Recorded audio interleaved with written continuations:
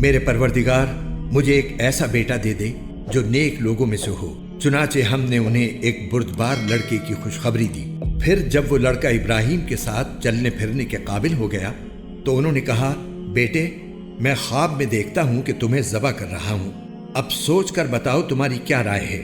بیٹے نے کہا، ابا جان آپ وہی کیجئے جس کا آپ کو حکم دیا جا رہا ہے، انشاءاللہ آپ مجھے صبر کرنے والوں میں سے پائیں گے۔